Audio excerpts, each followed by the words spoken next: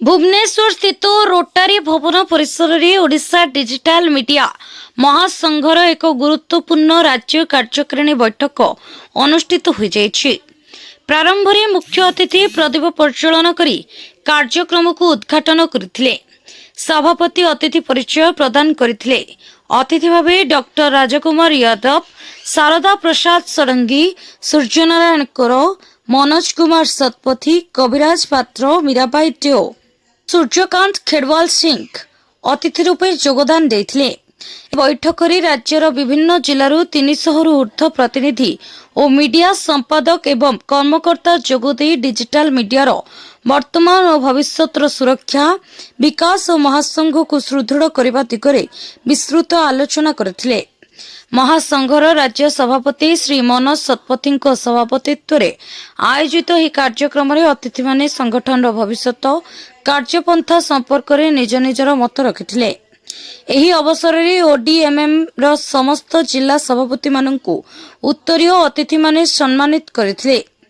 तत्सहित Odisha digital media महासंघ रे जोड़ी होइथिबा न्यूज चैनल रो मालिक माननकु उत्तरीय दे सम्मानित करथिले। परिशेष राज्य कार्यकारिणी सभापति मीराबाई देव उपस्थित गणमाध्यम समस्त प्रतिनिधि माननकु धन्यवाद प्रदान करी सभा सांग करथिले।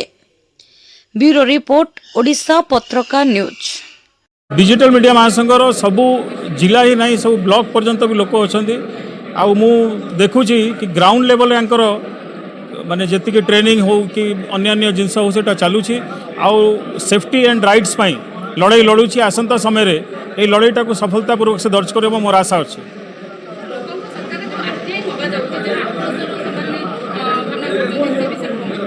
आरटीआई को गवर्नमेंट ए दरकिनार करुची ताकू एते प्रायोरिटी दौनी हैरान करुची, किंतु जदि आपण निश्चय करले कि मते नबार अच्छी आंसर तो देवा को बाध्य इवनली से माने कोर्ट ऑफ लॉ रे आपण जाई परिबे ता पई अच्छी कि rights and security safety of जति कि मीडिया कर्मी अछंती। सेकेंडली हला तांको ट्रेनिंग और तांको केमिति से माने निजो को कैपेबल करि परिबे अपग्रेड करि परिबे ता पई चिंताधारा करूची डिजिटल मीडिया महासंघ।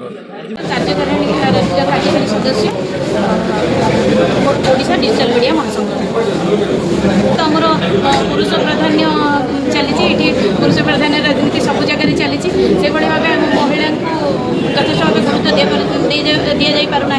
जेहेतु आम महिला सांबादिक भौणी मैंने प्रति जगह अवहेलित होती अग्राधिकार दि जाऊना कि कौन जगह अवहेलित होती प्रति दृष्टि निक्षेप हो पार सरकार से दाबी रखुची जे आम केमी डिजिटल मीडिया महासंघ द्वारा यथाशीघ्र आमर डेभलपमेंट करके आम आगू जाकि सरकार निकट में पहुँचा आम महिला उत्तरोत्तर उन्नति की जब हम आम सांबादिक भौणी मैंने निजर अधिकार फेरी पाइबे आ सब जगह से अधिकार को सब्यस्त करेंगे से निश्चित हाँ और निश्चित भाव आम दृष्टि निक्षेप कर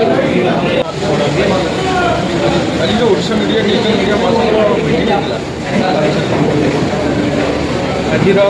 ओडिशा डिजिटल मीडिया महासंघर परिवर्धित कार्यक्रम सभा होता तो मुख्य उद्देश्य थिला जे किपरि महासंघ तार परिवर्तन लाभ कर तार बहु वृद्धि हम एवं आगामी दिन में जो कार्यक्रम जहाँ सब विभिन्न समस्या रही दाबी रही सरकार पाखे से उपस्थापन करेंगे एवं आगामी वार्षिक उत्सव हम से विषय से प्रस्तुति करेंगे ये सब विषय आलोचना है एवं आगे केमती मजबूत हम निश्चित भाव में मजबूत हम आशा विश्वास कहीं